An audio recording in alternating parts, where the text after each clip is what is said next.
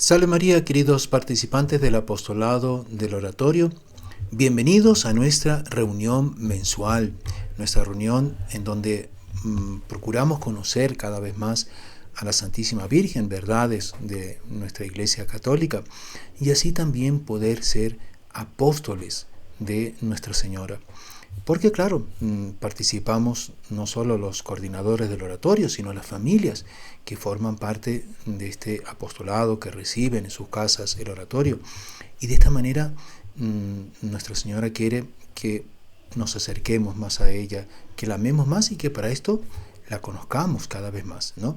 Entonces, hoy vamos a tratar de un tema muy bonito, Nuestra Señora como corredentora del género humano. Es una verdad sostenida por la Iglesia desde el inicio y que ya está presente, como veremos, en el Antiguo Testamento. Pero es una verdad, un privilegio de Nuestra Señora que muchas veces es combatido. Se escuchan incluso a veces frases, ¿no?, hasta de sacerdotes negando este privilegio de Nuestra Señora, diciendo que es una tontería, y por eso nosotros debemos aprender a defender a María Santísima, aprender lo que la doctrina de la Iglesia, la tradición, las sagradas escrituras, los papas nos enseñan al respecto de esta verdad, para así, además de defender a Nuestra Señora, hacerla conocida, que ella sea más amada. Es una misión que tenemos como miembros de este apostolado y por tanto les animo a que con mucha atención y con mucho amor participen, ¿no?, de esta reunión, pero también que la difundan, ¿no?, la propaguen entre todos aquellos que participan de este apostolado o personas que ustedes vean que les puede ser útil. Vamos a usar, como otras veces, ¿no?, este libro de Monseñor Roncla, que es tan bonito, ¿no?, los comentarios al oficio de la Inmaculada Concepción de Nuestra Señora, que son 2 tomos. Este es el tomo de la parte, por así decir, doctrinaria. Entonces vamos a rezar para que Nuestra Señora nos acompañe en esta charla. En el nombre del Padre, del Hijo y del Espíritu Santo. Amén. Dios te salve María, llena eres de gracia, el Señor es contigo. Bendita tú eres entre todas las mujeres, y bendito es el fruto de tu vientre Jesús. Santa María, Madre de Dios, ruega por nosotros pecadores, ahora y en la hora de nuestra muerte. Amén. Bueno, vean una cosa interesante porque hemos escogido este tema, porque también estamos ya a las puertas de la Semana Santa, de la Cuaresma.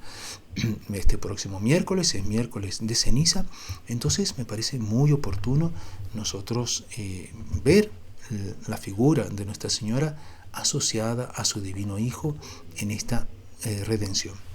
Aquí hay varios autores, ¿no? Monseñor Ron va tomando trechos de varios autores marianos, el padre Bernard, Le Mystère de Marie, sacerdote francés, el padre Antonio Rollo Marín, dominico, ¿no?, un teólogo muy conocido que escribió un libro, La Virgen María, Teología y Espiritualidad Marianas, ¿no?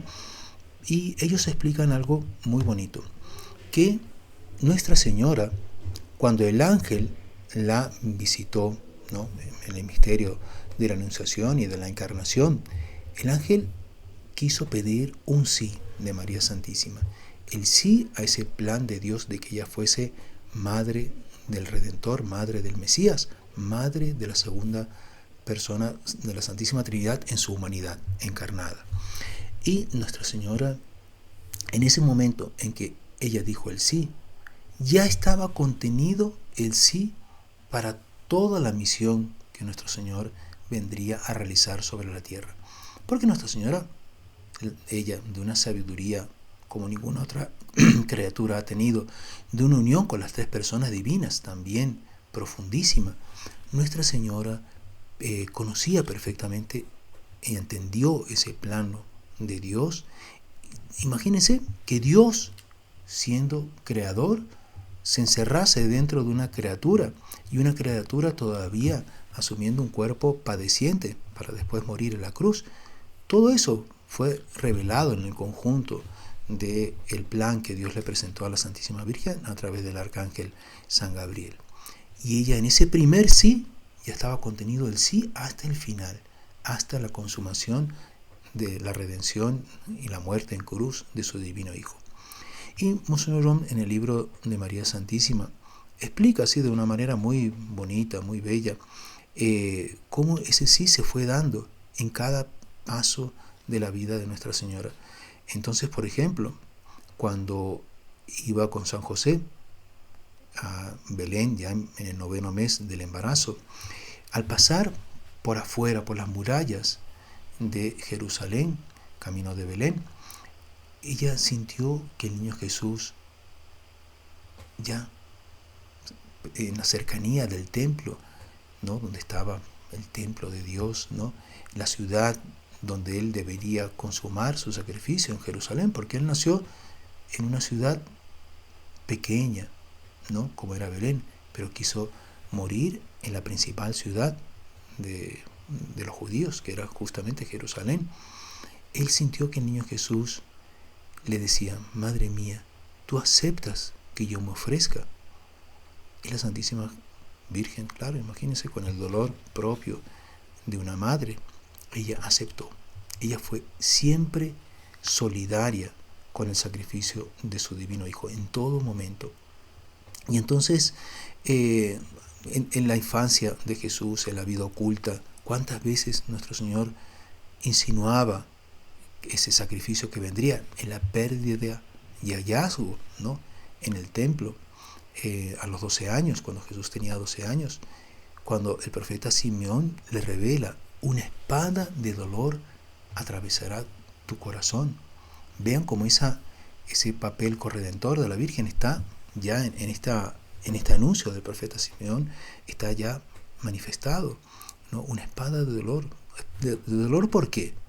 Porque estaba asociado ese dolor al dolor de valor infinito de nuestro Señor Jesucristo. Entonces vean cómo esa unión de Nuestra Señora con su divino Hijo estuvo siempre presente y marcada especialmente, nos dice aquí, ¿no?, uno de los más gloriosos, ¿no?, el título de corredentora es uno de los más gloriosos para la Santísima Virgen y el más querido al corazón de sus devotos.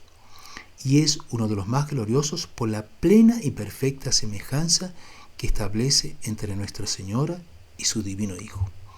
Claro, Nuestra Señora, por así decir, selló su semejanza con su divino Hijo en el momento en que ella se ofreció junto a él con todas las consecuencias, ¿no? Entonces, no es sin razón, por tanto, que la Virgen Santísima es venerada con el título de corredentora del género humano. ¿Qué significa, pues, llamar de corredentora a la Santísima Virgen? Nada menos de que esto: ella cooperó real e inmediatamente con Jesús, Redentor divino, en la obra grandiosa de la redención de los hombres. Y vean qué bonito.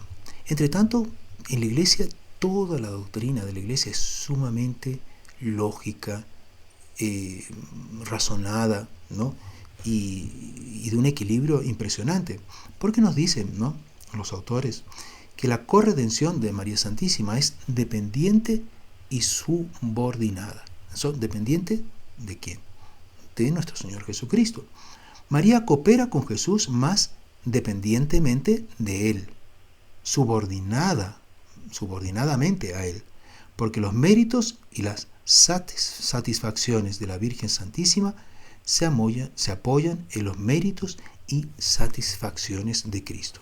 Claro, es lógico, ¿no? Y también por esta razón es secundaria. La corredención mariana es, por tanto, causa secundaria, porque el efecto total, es decir, la redención del género humano, no se debe atribuir de la misma manera a la obra de Cristo que a la de María, ¿no? Después, es insuficiente en sí misma, ¿no? Porque, claro, sin los méritos de Jesús, los méritos de María serían absolutamente insuficientes. Pero es hipotéticamente necesaria. ¿Por qué? Nos dice, ¿no?, estos no son absolutamente necesarios, los méritos de María, pero son hipotéticamente, o sea, en la hipótesis, que para nosotros es una tesis, de que Dios así lo dispuso, ¿no? Entonces Dios así lo dispuso, no son necesarios de por sí, pero Dios quiso que fuesen necesarios, constituyendo también las satisfacciones y los méritos de María como precio de nuestro rescate en unión a las satisfacciones y a los méritos de Cristo. En una palabra, en la economía de nuestra salvación no hay un corredentor y una corredentora, mas un solo redentor y una corredentora. En este sentido, se puede decir que la cooperación de la Virgen es parte integral de nuestra redención. Vean qué bonito, ¿no? Esto está en el padre Antonio Rollo Marín, ¿no? Un gran teólogo, muy devoto de la Virgen, ¿no? Dominico. Entonces vean, pero también es una corredención universal. La corredención mariana, así como la redención de Cristo, forman una sola cosa. Afecta a todo el género humano. O sea, todos aquellos que quieren favorecerse de este tesoro de méritos y satisfacciones, unidos a los de Jesús, los de María, participan de este tesoro. Y vean que esto está relacionado también con la carta a los Colosenses, que San Pablo escribe en el capítulo 1, versículo 24. Él dice que nuestros sacrificios, los sacrificios de la iglesia, por tanto de los bautizados, de cada uno de nosotros, completan de alguna manera el sacrificio infinito de nuestro Señor Jesucristo. Entonces Dios ha querido que nosotros participemos de alguna manera en esa obra de redentora. Pero si la iglesia participa en un sentido eminentísimo, participa evidentemente la Santísima Virgen, ¿no? Y por eso nos dice, es extremadamente verdadero que ella padeció por nosotros de una manera insigne y completó así en su persona, en horas heroicas, lo que falta a las probaciones de Cristo por su cuerpo, que es la iglesia, ¿no? Eso está basado, ¿no?, como les digo, en esta carta a los Colosenses. Entonces, ¿y quiénes nos favorecemos? Todos aquellos que quieran, es universal, o sea, puede ser un pagano, pero que quiera favorecerse, tenga conocimiento, digamos, de la fe de la iglesia, también Nuestra Señora ha sufrido por él. Entonces, no es una redención realizada solo por nuestro Señor Jesucristo, pero con la cooperación secundaria de María. Vean cómo es todo súper lógico, equilibrado y verdadero, ¿no? Entonces, ¿qué nos dicen las Sagradas Escrituras y la tradición en relación a esta verdad? Porque está presente en la tradición de la Iglesia, ¿no? Desde los primeros padres de la Iglesia, teólogos, santos, está presente también en el Antiguo Testamento y en el Nuevo Testamento. En el Antiguo Testamento, tal vez el trecho más claro es el que es conocido como el protoevangelio. Proto quiere decir primero, ¿no?, como prototipo, el primer modelo, digamos, ¿no?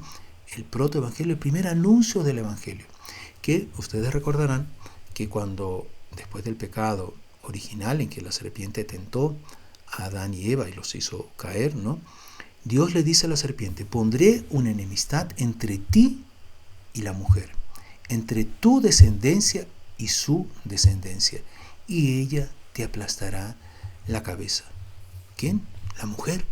Entonces, ya es el anuncio de la redención, del triunfo sobre el pecado, sobre el demonio, ¿no? Esto está en el libro del Génesis, capítulo 3, versículo 15, ¿no? Está contemplada, ¿no?, ya predicha la sublime misión de María como cooperadora en la divina obra de nuestro rescate, ¿no? Entonces, también hay prefiguras de Nuestra Señora como corredentora en el Antiguo Testamento. Entonces, entre las mujeres fuertes, como Eva, la misma Eva, ¿sí? Ella, a pesar de su pecado, es una prefigura, ¿no?, de Nuestra Señora, porque bueno, ella hizo penitencia. O Agar también, Resfa, Raquel, la madre de los macabeos, ¿no?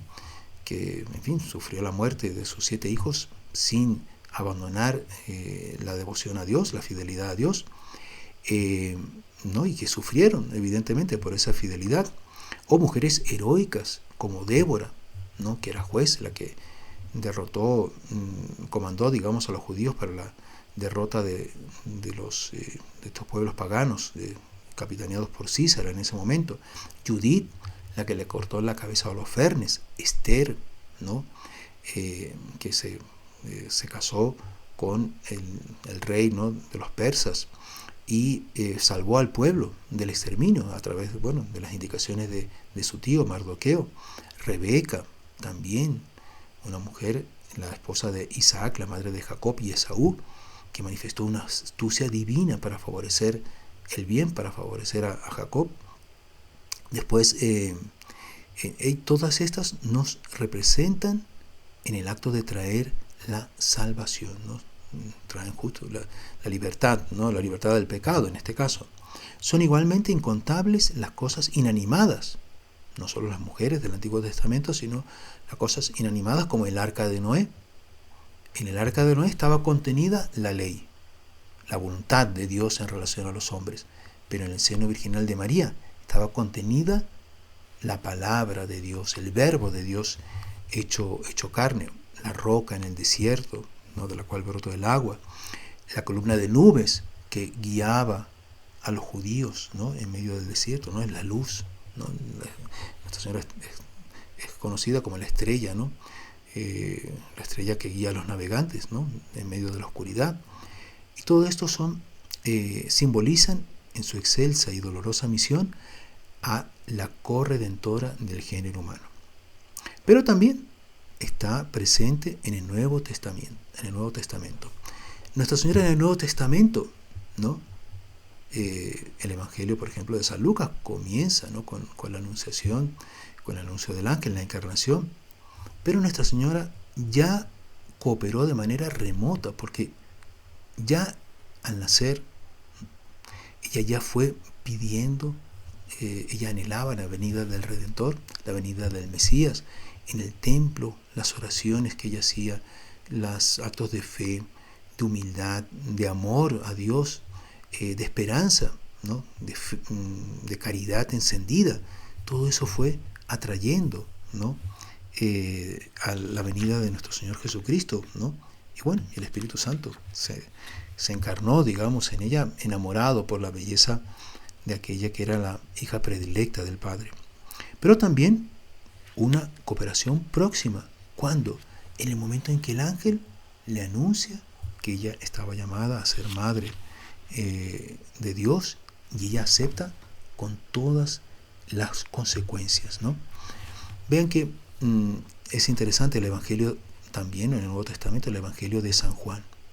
San Juan nos dice que la Virgen Santísima estaba en el Calvario junto a la cruz de su Hijo, ¿no? Nos narra San Juan, capítulo 19, versículo 25. Y hay un autor que aquí Monseñor León coloca, ¿no? el trecho de él, que es muy bonito, ¿no? Que es comentando el Stabat Mater Dolorosa. Es un himno que se canta, ¿no? en Semana Santa. Stabat Mater Dolorosa, juxta crucem lacrimosa, dum pendebat filius. Yo no tengo muy buena voz, pero bueno. Estaba la madre dolorosa junto a la cruz llorosa, donde pendía su hijo. Y tiene varias estrofas, ¿no? Es muy bonito, ¿no? Cuyus animane gementem contristatam et dolentem petransibit gladius, traspasada, ¿no? por una espada de dolor. Entonces, vean, destaca este autor esa frase que al doctor Pino le gustaba muchísimo: Stabat Mater Dolorosa. Estaba la madre dolorosa. ¿Dónde? Al pie de la cruz. Entonces vean, ¿por qué Nuestra Señora estaba al pie de la cruz? Porque Dios quería, y ella siempre dócil a la voluntad de Dios, estaba ahí, porque imagínense los sentimientos de Nuestra Señora, ¿no? Como nos dice este autor, los sentimientos de Nuestra Señora eran unos sentimientos delicadísimos. Su corazón es un corazón como nunca ha existido, un corazón tan tierno, tan sensible, por decirlo de alguna manera. Imagínense una madre viendo que su hijo estaba siendo martirizado, ¿no?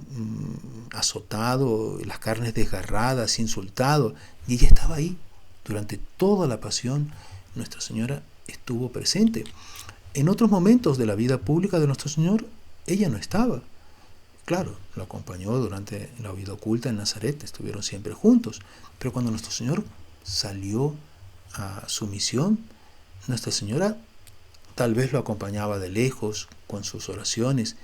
El doctor Pino, ¿no?, cuenta cómo habrá sido esa escena de él partiendo para la vida pública, separándose, ¿no?, después de 30 años de vida oculta en Nazaret, separándose de la Virgen, y la Virgen viendo que su hijo se iba alejando, ¿no? Y sabía para lo que iba, ¿no? Sabía para la misión que iba, claro, proclamar, difundir la buena nueva, pero también ofrecerse como víctima.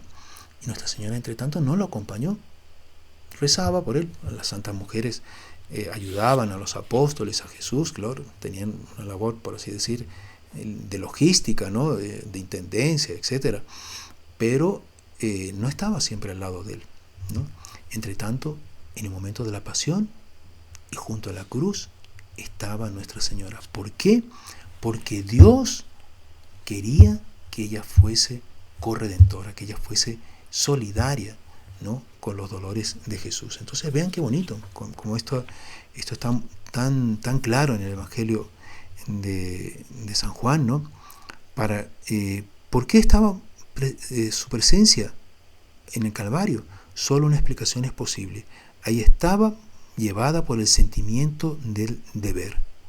Estaba porque bien sabía que debía desempeñar ahí una parte importantísima de la cual no se podía prescindir.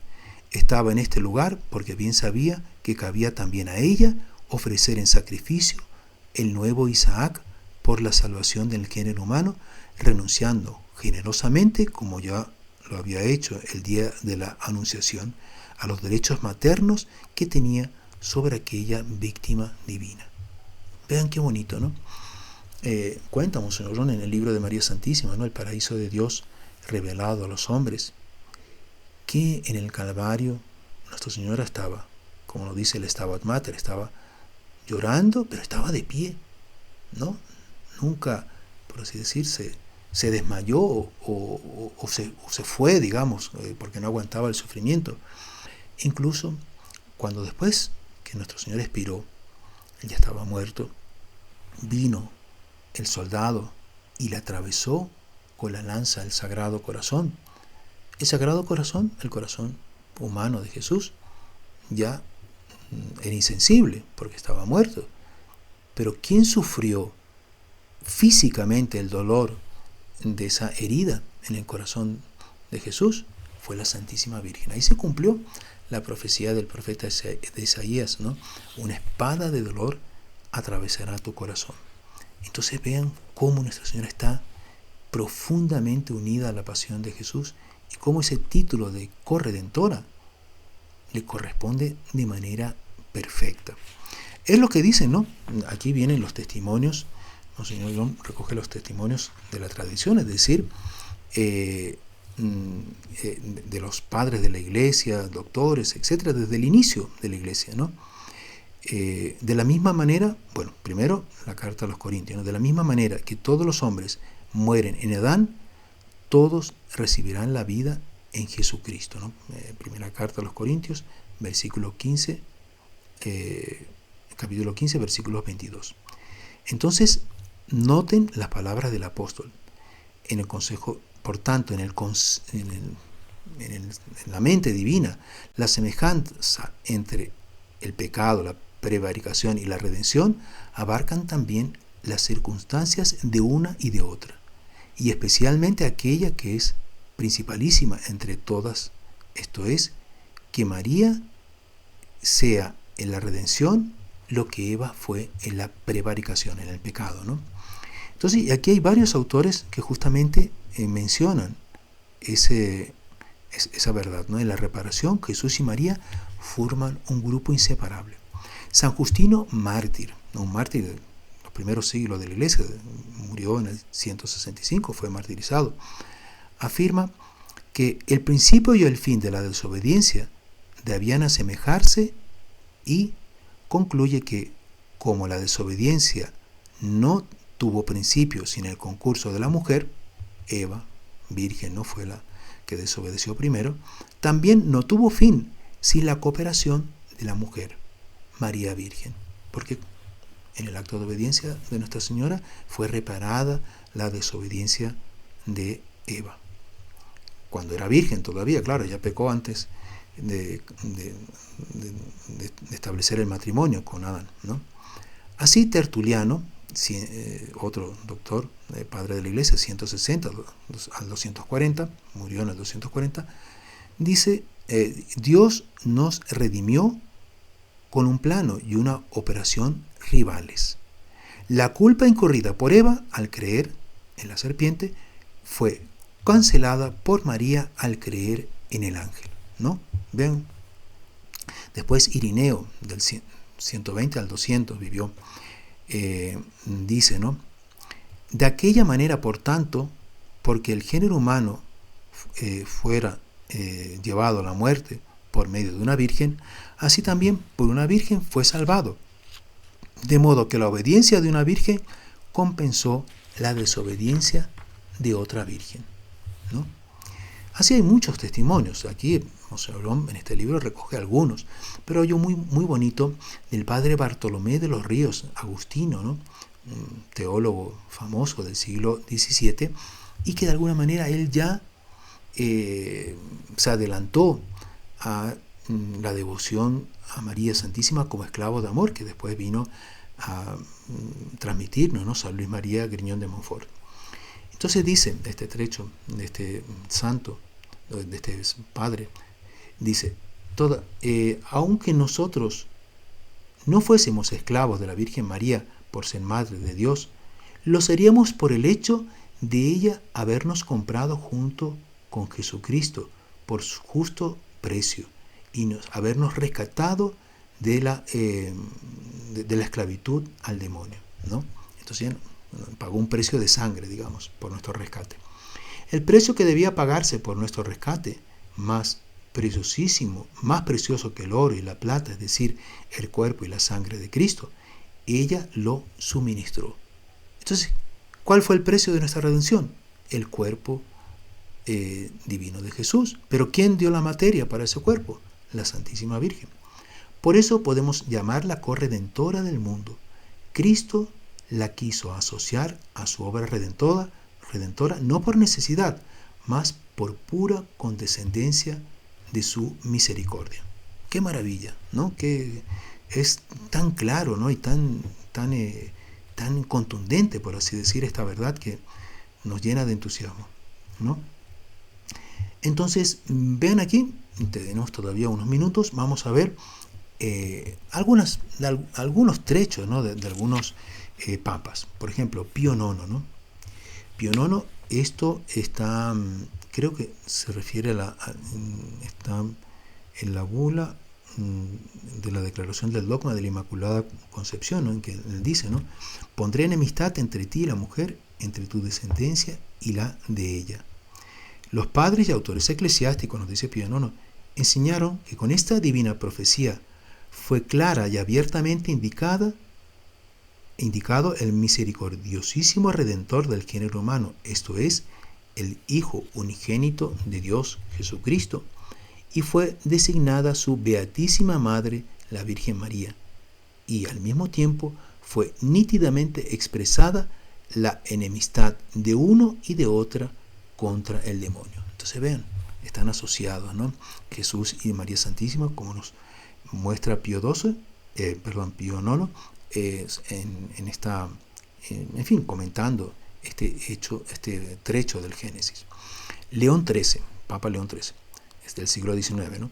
La Virgen Inmaculada, escogida para ser la Madre de Dios y por esto y por esto mismo, hecha corredentora del género humano, goza junto a su Hijo de un poder y de una gracia tan grande que ninguna criatura, ni humana ni angélica, jamás puede ni jamás podrá alcanzar una mayor. Clarísimo. El Papa San Pío X, ¿no? Fue Papa de 1903 a 1914. Entre María y Jesús reinó perpetua sociedad de vida y de sufrimiento. Bueno, aquí es más largo el trecho, pero vamos, no voy a leerlo todo. Benedicto XV, ¿no? Fue posterior a San Pío X, fue el Papa justamente posterior. Benedicto XV, no Benedicto XVI, que fue ahora de este siglo. Los doctores de la Iglesia enseñan comúnmente que la Santísima Virgen María, que parecía ausente de la vida pública de Jesucristo, estuvo presente, sin embargo, a su lado cuando Él fue muerto y crucificado, y estuvo ahí por divina disposición, ¿no? Esta es la misma verdad, ¿no?, que comentamos de este otro autor cuando hablábamos del Stabat Mater. El Papa Pío XI, que ya de este siglo, ¿no? Quiero decir, el siglo pasado. El Papa Pío XI fue anterior a Pío XII, más o menos 1900, después de San Pío X, no, de Benedicto XV, entonces fue más o menos 1930, a 1940 y pico, ¿no? Pío XI. Entonces, la Virgen Dolorosa participó con Jesucristo en la obra de la redención y es constituida Madre de los hombres, que le fueron encomendados por testamento de la divina caridad, y los abrazó como hijos y los defiende con todo su amor, ¿no? Entonces está en una epístola que recoge el padre Antonio Royo Marín. Claro, entonces vean, junto a la cruz, ¿no?, Jesús dijo: Madre, he ahí a tu hijo, señalándole a San Juan, y le dijo a San Juan: Hijo, he ahí a tu madre, ¿no? Pío XII, Papa Pío XII, fue por voluntad de Dios que en la obra de la redención humana la Santísima Virgen estuviese inseparablemente unida a Jesucristo. Después tenemos un texto del Concilio Vaticano II, es la Constitución Dogmática Lumen Gentium, ¿no? Es un documento muy bonito, y dice: María concibió, engendró, nutrió a Cristo y lo presentó al Padre en el templo. Se compadeció con su Hijo, que moría en la cruz. Así, de modo enteramente singular por la obediencia, fe, esperanza y ardiente caridad, ella cooperó en la obra del Salvador para restauración de la vida sobrenatural de las almas. Claro, para que fuésemos hechos hijos de Dios, miembros de la Iglesia, purificados del pecado original y, bueno, de todos nuestros pecados. Por tal motivo, ella se tornó para nosotros madre en el orden de la gracia. Ella nos engendró junto con el Espíritu Santo, ¿no? Nos engendró como hijos de Dios, ¿no? Nos santifica. Entonces, vean qué bonito. Y después, aquí finaliza con un trecho del padre Pinard, ¿no? Pinard La Boulèche. María, chef d'œuvre de Dieu. O sea, obra maestra de Dios, ¿no? En el altar del Gólgota podemos observar tres amores participando del mismo sacrificio para la salvación del mundo. El Padre Eterno entregó su Hijo unigénito, el Verbo encarnado, su propia vida, y la Virgen, su Hijo adorado.